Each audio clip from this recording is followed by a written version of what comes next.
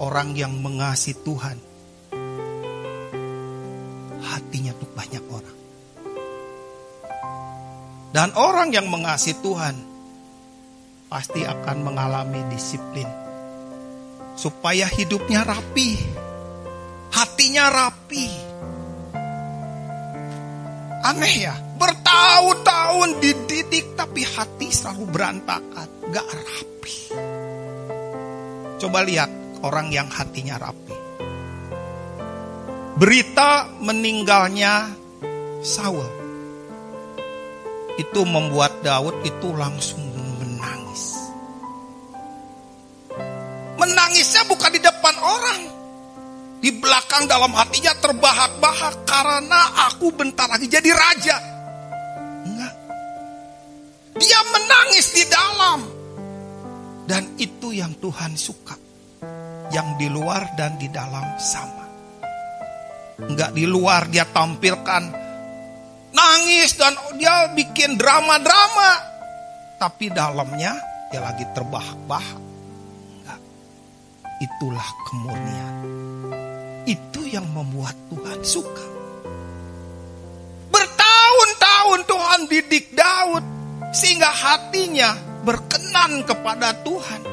Sehingga ketika dia jatuh dalam dosa berbeda sikapnya, responnya seperti Saul tuh beda.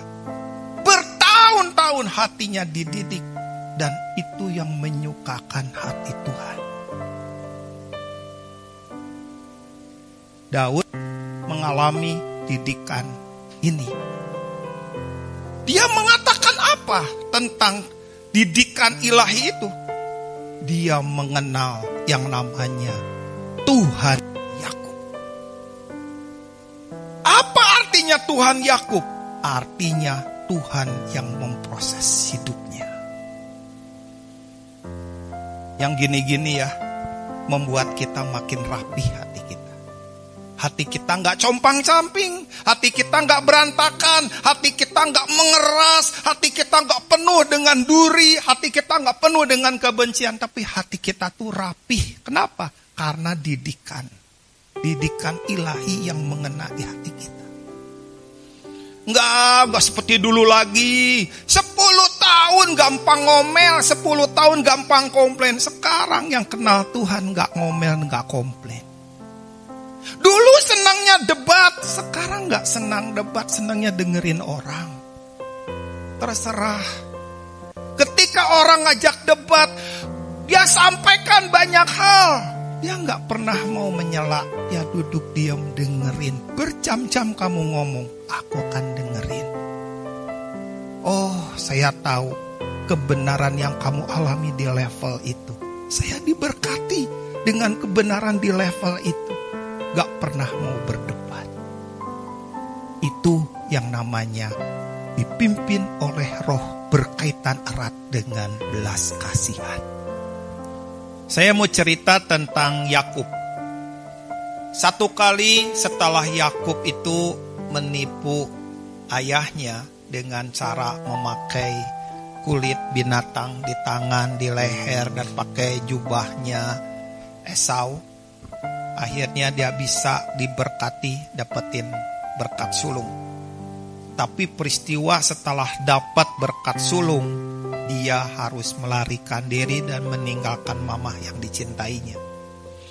Dia menjadi pengembara. Pada malam, dia tertidur di satu tempat. Ketika dia tertidur di satu tempat itu, dia bermimpi. Dia lihat ke atas.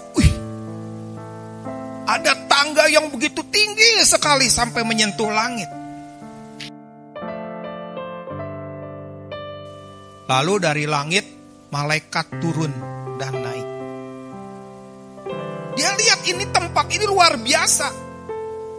Lalu muncul Tuhan. Dan Tuhan menyatakan, aku adalah Tuhan ayahmu. Aku adalah Tuhan Abraham.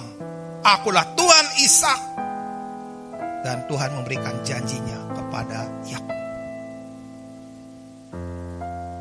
Lalu apa yang terjadi? Yakub bangun. Lalu dia bilang, wah, ini tempat luar biasa.